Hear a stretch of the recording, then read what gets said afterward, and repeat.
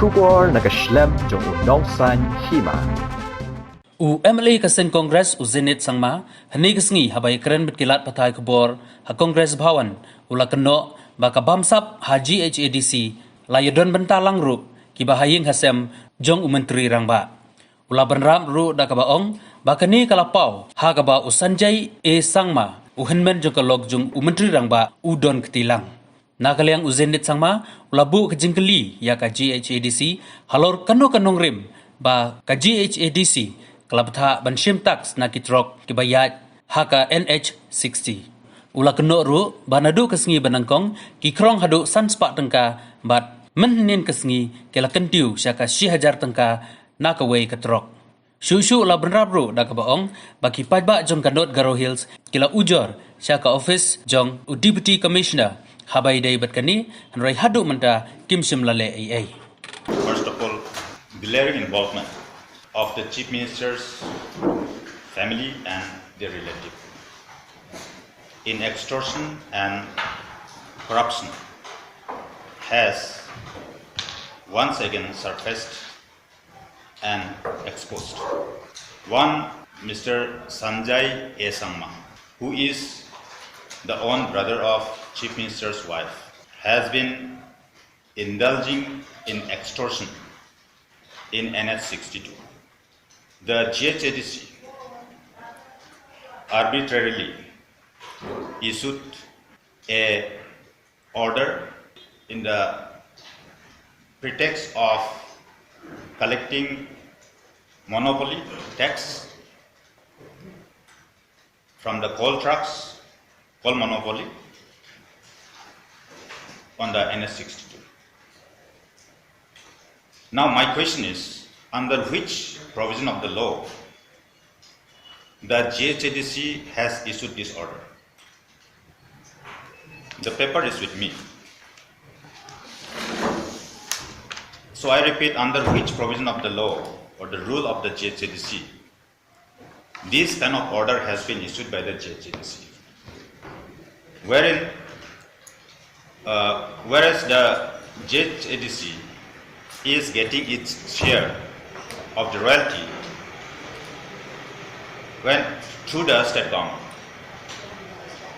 So it is very, very illegal, and it's a height of the greed that is being reflected from the actions of this. And this kind of signboard has been put up there.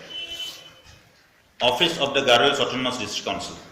That means the authority of the GHADC should be present, wherein the lessee only is collecting the money. From the first day onwards,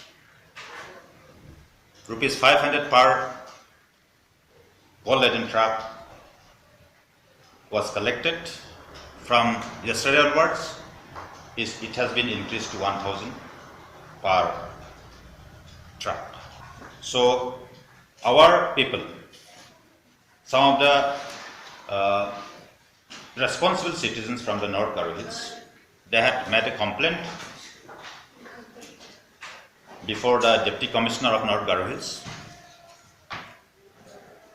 and the DC concerned has endorsed it to the SP concerned to take necessary action. Whereas after the complaint was received, rather these people were collecting money from the coal trucks illegally under police protection. This is the state of affairs in our state, very unfortunate. Whereas of the Garo Hills Autonomous District Council are not getting their salary. Have we ever found that for such a long period of time the employees are not getting salary? How they will survive? There is a saying in English proverb, empty stomach breeds terrorism. So it reflects the insensitivity and the inefficiency of the government. Apart from this, it's a festive time. Even the SSA teachers, for last more than 4 months, they have not receiving their salaries. The employees of different public sector undertakings are not getting salaries. So this is the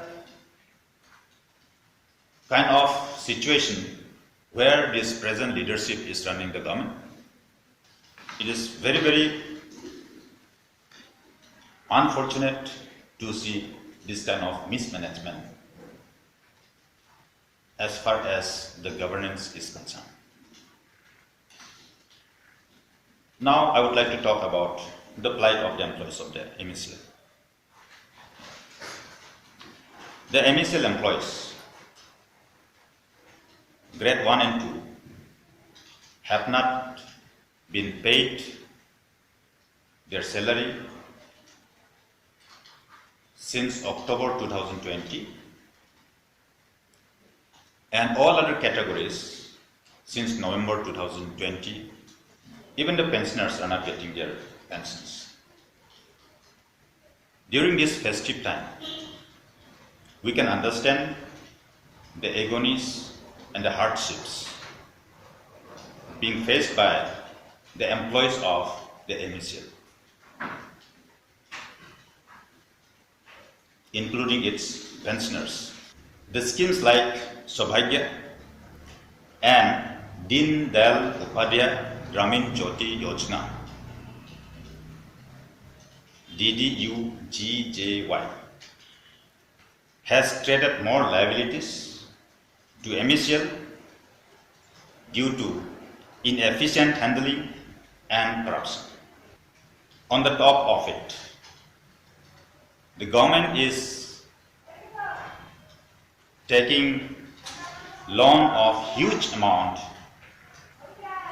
thereby increasing the liabilities of the company. And when the repayment of the loan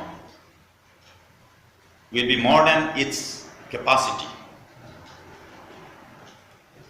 obviously it will be a burden which cannot be rectified, and ultimately when there will be complete collapse of financially collapse, then the situation will compel the government to privatize the MECL.